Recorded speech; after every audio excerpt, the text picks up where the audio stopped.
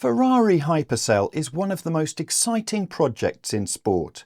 I went down to Maranello in Italy to the Ferrari HQ to talk with key members of the team and find out about some of the technologies behind the boat and how they're going to create the energy required to sail the yacht. The first question is, why are Ferrari building a sailing yacht? Their answer is endurance and continuing to push the limits of what can be done. Ferrari are involved in hypercars, winning Le Mans in 2023, 24 and 2025, which is an area of motorsport where thermodynamic and aerodynamic efficiency are vital, and the cars are designed to extract the maximum distance from a strictly regulated amount of energy. While Le Mans is a 24-hour race, and for Ferrari Hypersail to capture the round-the-world record, they're going to have to sail for up to 40 days, energy efficiency is at the heart of everything they do, and ideas implemented on the water can, and most likely will, lead to advancements on the track. The proportions of the yacht itself are extraordinary. 30 metres long, 40 metres high and up to 20 metres wide. This is a foiling monohull like no other. It will dwarf the AC75 and IMOCA yachts, which are the closest relations to it currently on the water. Only the giant Ultim trimarans can rival this for scale and speed. This brings us on to the question of why a monohull. After all, the Ultim trimarans are known as the kings when it comes to round-the-world record attempts. The answer is to minimise drag. They have carefully modelled the different designs and believe that Ferrari Hypersail significantly reduces wind resistance compared to a multi-hull. A foiling offshore monohull will, however, require an auto-stable design to sail at all the regular angles to the wind and at all wind speeds. Here, the pitch, yaw and roll systems on board the yacht are all being developed in-house. As with all modern performance cars, these systems are fly-by-wire and rely on accurate haptic feedback to ensure that the sailors gain the necessary feel from the yacht, and we'll hear more about that later. Whichever way you look at this project, the scale of the challenge is daunting. When it comes to human power, the Ferrari Hypersail team are developing the E-pedestal, which does away with the traditional gearing and mechanical systems, and they are finding it to be more efficient while also eliminating the problem all sailors who have used a winch will be familiar with, the last few centimetres of winding being the hardest. I spoke to team leader Marco Ribigini about how they aim to use human power, as well as rig efficiency, when the boat will be ready for a round-the-world record attempt, and what the project means to him personally. So Marco, one of the things on this boat which is critical is energy generation, and humans are a big part of that. And you've talked so far about grinders, but the power that you've got in your legs is more. Why not cyclors instead of grinders? Yes, this is a good question. Of course, we have thought about using a cyclor and install a kind of bike. We have designed the system. The system now is capable of accept up to 2 bikes. And the reason why now the boat is providing only with 5 pedestals is because we believe we don't need such an amount of power from a lot of time. Since we are not performing a regatta that will last 40 minutes like the America's Cup and so on, where you have to push all in that leg, but you have to stay on the water for weeks. So we start to sail with this 5 pedestal in the system that I showed that's called winch by wire, which is capable to extract in the most efficient way the human power and transfer it as electricity power to the winches and to the hydraulic pump. And in case we think that we need more power for a short period, we can swap and install, instead of 1 or 2 pedestals, 1 or 2 bikes. We have studied it, of course. As the boat gets faster and faster, all of that sail area that you have up top is drag. And so you may have 80 knots apparent wind going across the deck.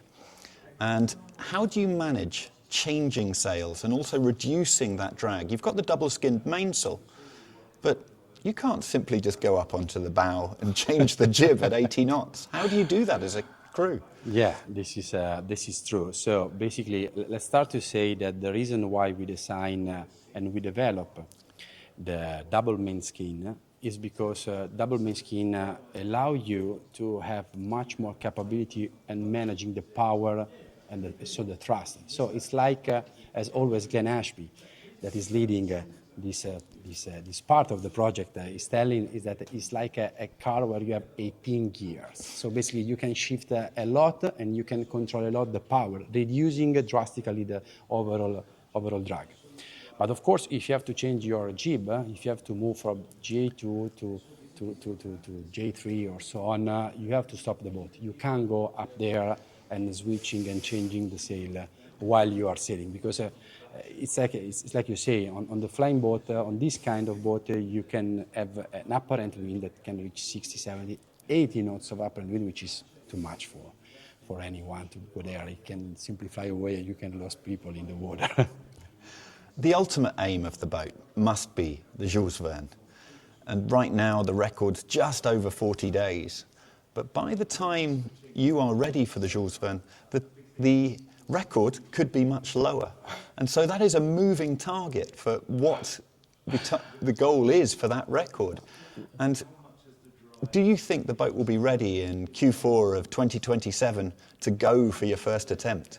No, Q27, no. 27 will be the year when we start to learn how the boats behave, where we start to check if the performances that we have set are targeted and are reaching. So we have to start with a phase that is called commissioning, that in our automotive world we call debug.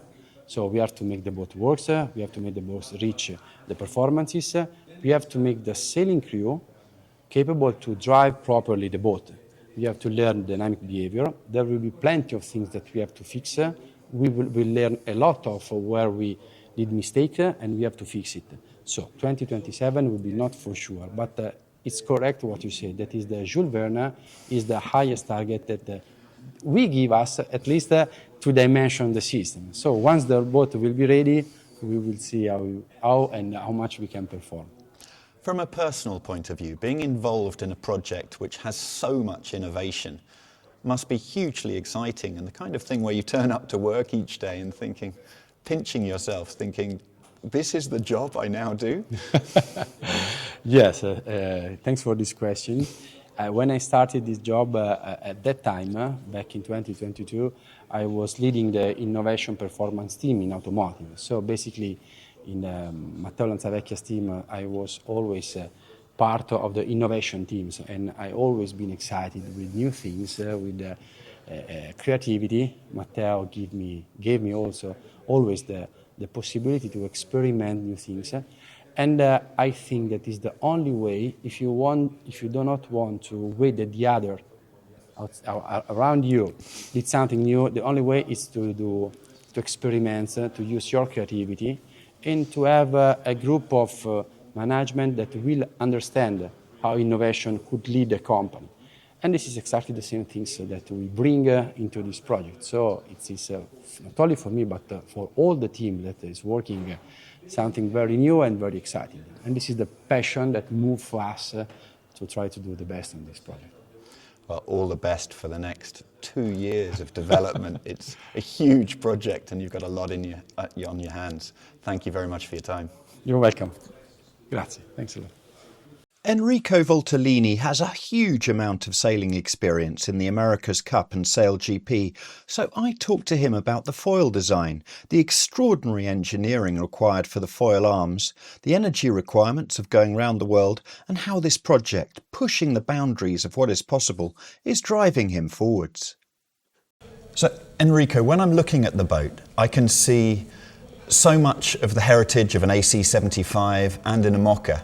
But you've got 9-metre foils out of each side. In the IMOCA, we see the surface piercing on the foil, and the same with the AC75. Is this the route that you're going with these foils? Yeah, obviously we start with the 75 with the piercing to reduce the drag of the foils. And on this project as well, we design a sort of asymmetric foil. So we have a bigger outer wing compared to the inboard wing. To allow us to piercing, but having at the same time more surface, more area on the foils to allow us to taking off earlier. This brings me on to the foil arm itself. a 9-metre foil, as you say, a huge area. The interface between the foil arm and the hull, the engineering that must be going into that must be extraordinary. Yeah, I mean, at the moment we got this huge titanium case. I'm going to show you once. Is something really impressive because it's 1.5 meters wide case in titanium, pivot inside and allow us to retract also the foils inside the boat.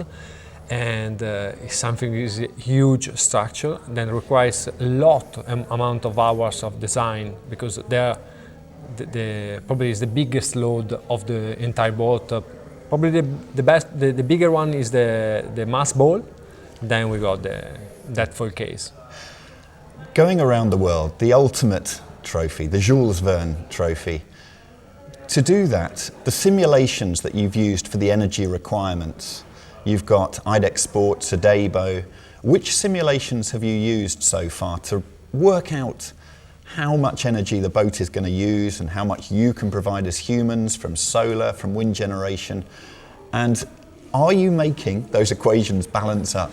Obviously, we have to start somewhere for simulate the energy requirement of this boat. Obviously, our simulator, the one that we are using with Guillaume Verdier and ours here in Ferrari, to help us to having a clear view of what is the energy requirement to fly the boat. And then we use the routing that this record holder did to do the Jules Verne record attempt. And I mean the record. And finally, you come into this from a sailor's point of view with your Finn Star class, the F50 background. And so being involved in a project that is really pushing the limits must just be so exciting personally. Yeah, it's a real honor for me to join the Ferrari and this project that is something really that is setting a new era in the sailing world, and we need somebody that is pushing the boundary of this of sailing. Well, best of luck for the next couple of years. It's a huge project, and thanks for your time. Thank you very much to you. Matteo Lanzavecchia, Chief Technology Officer at Ferrari Hypersail, isn't a sailor, but plays a vital role in the team, bringing cutting-edge automotive technology to the sailing world. I spoke to him about haptic feedback, the wind turbines they're developing, whether a kinetic energy generation system they are proposing will actually become part of the final design, and whether this project will get him into sailing personally. Now, Matteo, you're coming from the car world at this with 23 years experience at Ferrari, and a lot of what you're doing together with the boat, the crossover, haptic feedback with these fly-by-wire systems, must be really interesting, the differences between the boat and the car. Oh yeah, I mean, the by-wire is a system that on the vehicle, I mean, we are working for a long time, and so we play a lot, for example, on the by-wire on our vehicle, because especially on the brakes, because with playing with electric engines, I mean, we want to harvesting energy. And so for us, for example, in Ferrari, the brake feel is very, very, very important. And so we work a lot in order to get the best feeling in terms of braking, so the driver doesn't feel if he's braking with fluid or if he's braking with electric engine. So this kind of feedback for us was very, very important, was a must. And I mean, we put all the knowledge that we have also developing the winch-by-wire system. So we did a lot of study in order to have the best efficiency from one side, the best freedom in terms of packaging, for example, that this is another big advantage, having the by-wire, because you don't have any linkage, the possibility that you can place whatever you want, but the last thing that you said in terms of feeling, to get the best feeling. One thing that we end up was with the winch-by-wire, we are able, I mean, to twist the winch at a certain speed, that is the speed where the human being burn less calorie. And so that is a big advantage in terms of efficiency. And with the cars, all of the drivers say the feel is the most important thing. So as you've gone more to these electronic systems, that's become more and more important. And sailors are just as passionate about the feel. And so getting that exactly right is hugely important. No, I mean, for sure it's hugely important, but it's the experience that I have in the latest 20 years in Ferrari. When I came in Ferrari, for example, I remember very well that the first car, the only control system that there was the ABS. And then now if you look the F80, that is the latest car, you can count like more than 30, 40 control system. And let's say the big goal, the big challenge that we have when we are developing the control system, we do that because we want to have that more people are able to engage and access the performance of the car. But the most important thing is to try to have them working in a smooth way. So the driver has just, to turn the steering wheel, to brake, and he doesn't really know what is going on, but to have a very good feeling. So you can do a very nice power of steering of our car with all the system working on, but at the end of the day, the driver feels that he's doing it with the correct feeling on the steering wheel, the correct feeling on the seat, with the correct feeling on the pedals. So this is the big thing that we put. And I think I don't know if you never drove a Ferrari, but you get a very good feeling on that. And so this is exactly what we would like to have on the boat, not only on the winch, but regarding all the flight control. And energy generation is going to be critical on Ferrari Hypersail. Yeah. And the wind turbines that you have, they have to work between, say, 0 and 80 knots, which simply hasn't been done before. And is this almost like creating an active wing system so that the RPM of the wind turbine can be pretty much constant regardless of the wind strength? No, exactly. So this was a big challenge because we want to have a wind turbine that was able to manage a wider range of wind, from very, very low wind till 80 knots. And so you can play with a lot of mechanics, twisting the fan, whatever. Our idea was, to play with the electric engine that inside, controlling the electric engine in a certain way that is able to manage. So you don't have to do a very complicated one, but to control system, we are able, to play with the electric motor, so we are able to generate, let's say, energy at a very wide range of speed of the wind. And one of the ideas for energy generation is this kinetic system. Yeah. But as the boat gets smoother, faster, and the foil systems start to really learn how to sail the boat, it's inherently going to become less and less efficient as the boat becomes more stable. Yeah, you are right. Do you think this is an idea which will actually make the final boat? This is exactly what we are facing right now. And so, of course, as you said, more the boat will move, more energy we are able to have. But you can look in a different way. We can use also this system to make the boat more stable. We can stabilize that. In a car application, they are using mass in order to have more stability, no? And so it's just a matter of balance between how much stability you are able, let's say, to generate with the foil and how much stability you are able to generate with the mass. And putting all together, at the end of the day, you should have like a plus of that. So these are exactly the study that we are doing. And this is the reason why, while the solar and the wind is something that we go, on the kinetic, we are working to understand the correct balance. And finally, you're from the car background and you're not a sailor yourself. With Enrico and Marco, are they persuading you to get out on the water yourself? This is something that for sure we have to do, because as working on the boat, I saw the boat, so I just look not to go and to see and to try and to test it. Just for sure. Yeah.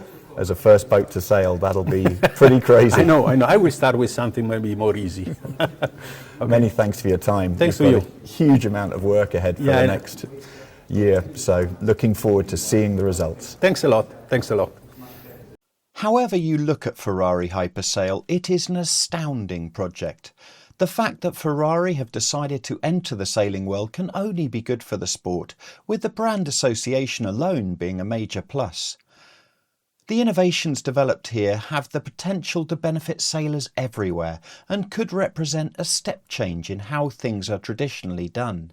The team are approaching problems from an entirely new angle and are bringing their vast knowledge into a yacht that is breaking the mould in so many ways. Will they break records with this yacht? Quite possibly. Will they set a new Jules Verne Trophy record around the world? Maybe. What will the record be when they are ready, with Gitana 18 testing at the moment and capable of extraordinary speeds? Catch a favourable weather pattern and it could be closer to 30 days than the current 40. This is a new frontier for sailing, trying an absolutely new approach which could even feed back technologies into the automotive world. Watching it all unfold is going to be fascinating.